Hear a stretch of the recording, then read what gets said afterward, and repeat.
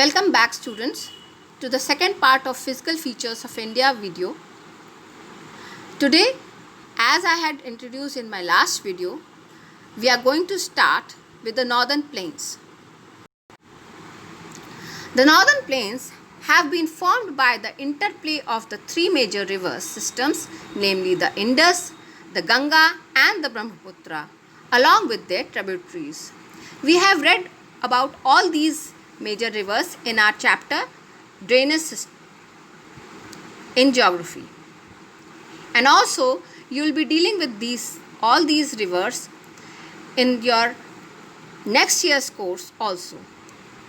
So this part is very important for you. This plain is formed by the alluvial soil, the deposit of alluvial in a vast basin lying at the foothills of the Himalayas over millions of years formed this fertile plain.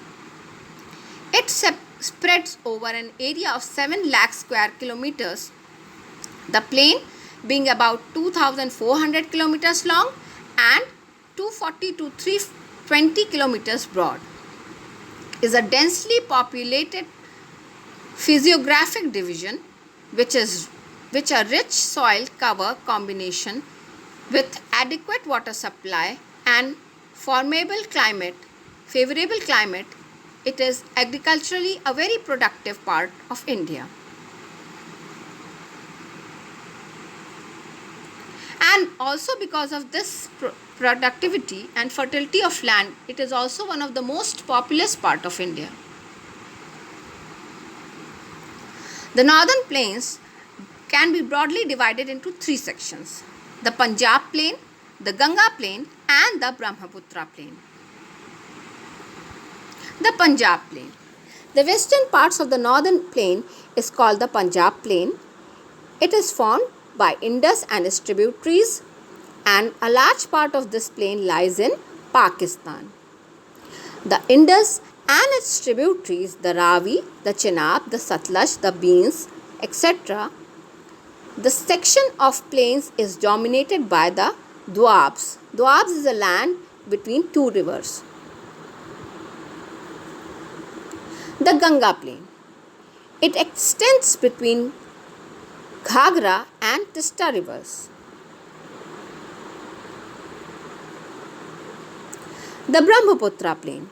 It spreads over states of North India, Haryana, Delhi, Bihar, Uttar Pradesh, Jharkhand and West Bengal.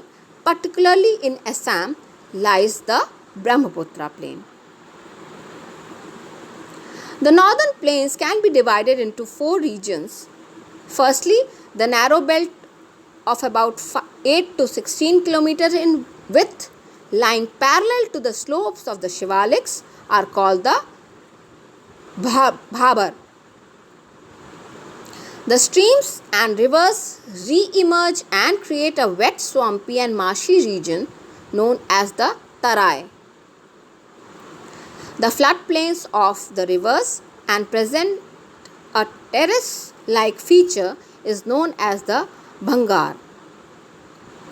The soil in this region contains calcareous deposits known as the Kankar.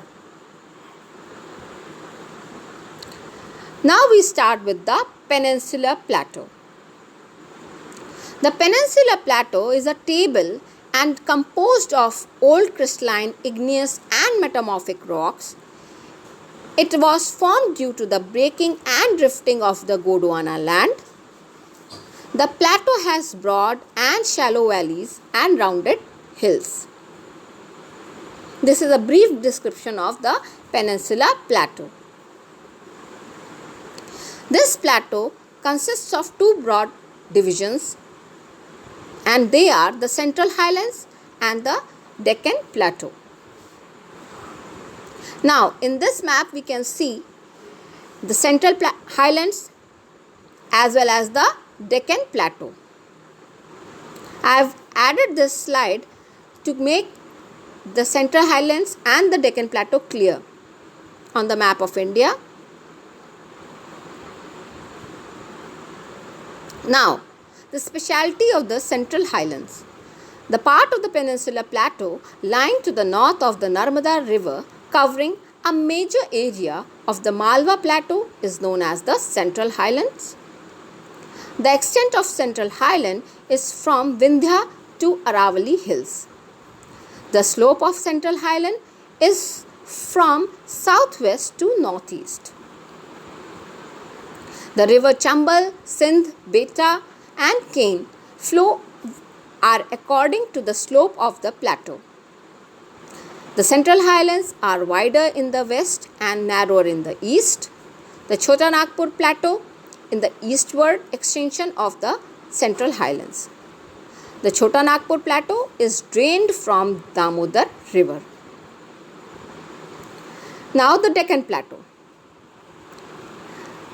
The Deccan Plateau is a triangular landmass that lies to the south of the river Narmada.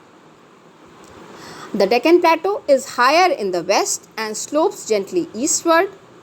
It is separated by the fault from the Chota Nagpur Plateau. The Western Ghats. The Western Ghats lie parallel to the western coast. They are continuous and can be crossed through passes only. The Western Ghats are higher than the Eastern Ghats.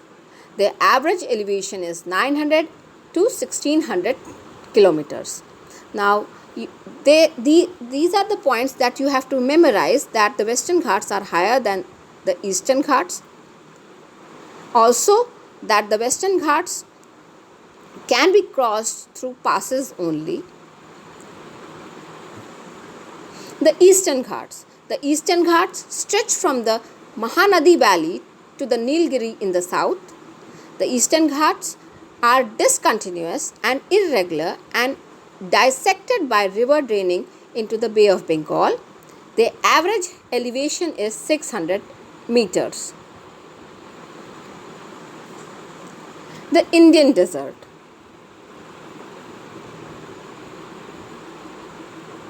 The Indian Desert lies towards the western margins of the Aravalli Hills. It is an undulating sand plain covered with sand dunes. These regions receive very low rainfall between 150 meters per year. It has arid climate with low vegetation cover.